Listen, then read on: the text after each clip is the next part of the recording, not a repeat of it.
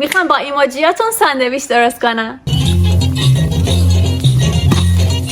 همین چند وقت پیش، حدوداً 21 هفته پیش، من این پست رو گذاشتم تو اینستاگرام با ایموجی برام ساندویچ بسازین، اونی که بیشتر دوست داشتینم درست میکنم. نونشم از من. الان بالاخره وقتش رسیده که ساندویچ‌ها رو درست کنیم. این خبر خوبمون بود. خبر بدمونم اینه که آرش دوباره تو این ویدیو هست. اینا کامنت هایی بودن که شما بیشتر از همه دوست داشتین.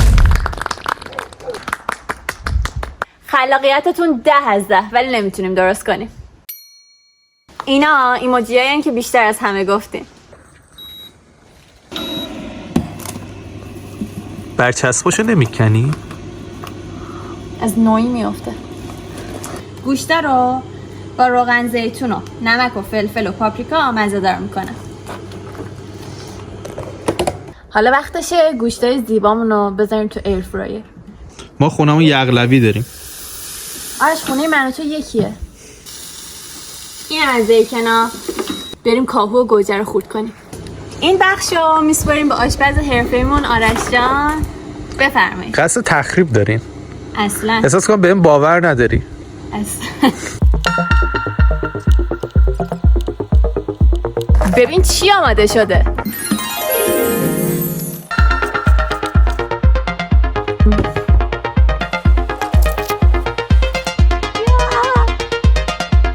اینم انتخاب اکثرتون. از اکثریت کامنت ها راضی هستین؟ راحت 8 نفر رو سیر میکنه. الان میتونم بخورم. امیدوارم خرد جمعی ناامیدم نکنه. میمنت. این ساندویچیه که برم رستوران برام بیارم خوشحال میشه. طعم‌هاش کامله. عالی. بوس به خرد جمعیتون. نوبت کامنت هاییه که فکر نمی‌کردین درست کنیم. این کامنت. و حالا نودلز. بچه من زیاد نودل پرسن نیستم. شما هستین؟ باز بخوام نودل پرسن یعنی چی؟ شخص نودلی.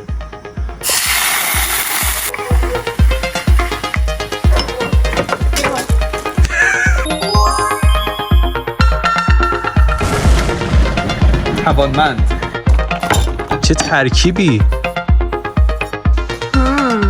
خدای خیلی شکیل نشد. شبیه ساندویچ ماکارونیه. ساندویچ‌های انیمه‌ایه. آفرین. خوشگله. یعنی اونا هم این کار میکنن؟ نکنه یه ساندویچ واقعیه ما فکر کردیم بخواد به چالشمون بکشه. امان از دست این ماتریکس. ایش. من کلا ساندویچ ماکارونی هم دوست ندارم. کربوهیدراتش زیاد بود ولی طعمش خوب بود. آره. طعمش خوب. اگه ساندویچ ماکارونی دوست دارین، رامن و اینا هم دوست دارین، از این خوشتون میاد. ارزش امتحان داره. نوبت این کامنته که فکر نمی‌کردین درست کنیم. اما آرش با مهارت آشپزیش بهمون نشون میده که هیچ چیز غیر ممکن نیست. میخوام مثل برگر از وسط یه تیکه ازش جدا کنم، کاراملیش کنم، اینا هم دورچینشه. روغن زیتون. سپاس.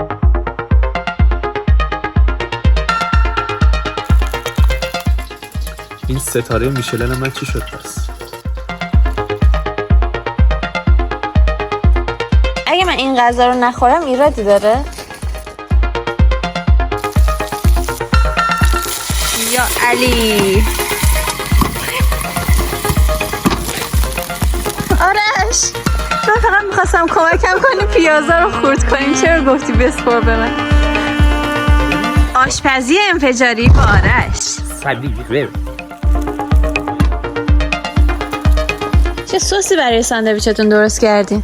سس پشیمانی.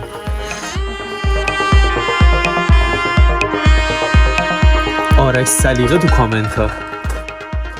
تستش کنیم همین الان؟ معلومه که نه. مهارت. بچه عدل آرش از کودکی تا الان. با مزه است. باحاله. خوب شد. واسه اینکه بیاد روی برگر خیلی باحاله. ماشاءالله آرش.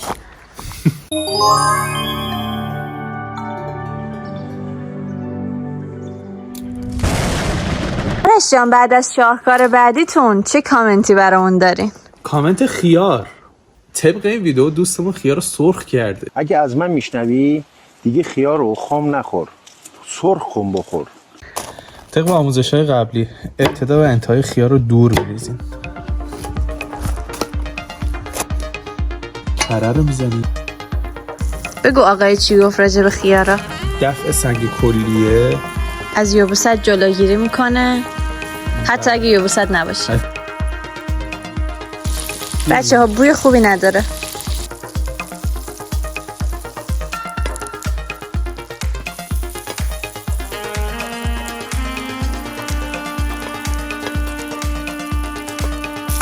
اینو نخوریم. ما قول دادیم. امکان نداره.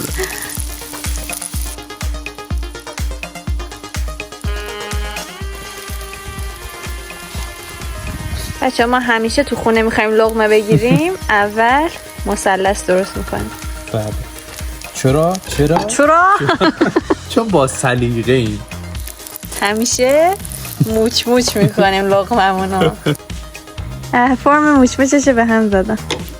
فرم موچ موچ. حال خوبی ندارم. از بوش بگم. بوی ناسزا.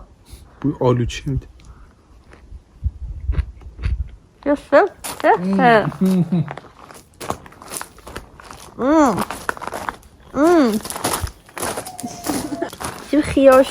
خیارشور بیمزه گرم شده فوق‌العاده بود. حتما امتحان کنید. این کامنت هم مجبوریم درست کنیم چون قسممون داده. قسم مهمترین چیز.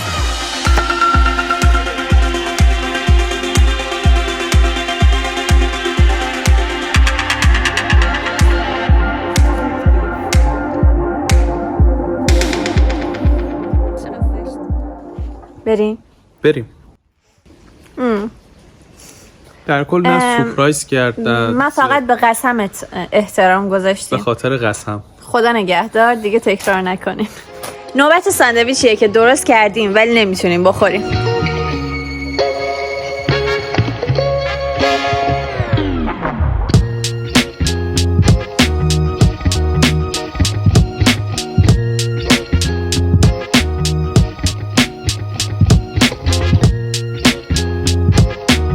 اینا کامنت هاییه که اگه درست کنیم میافتیم زندان. این کامنت رو تقدیم میکنم به برادر عزیزم.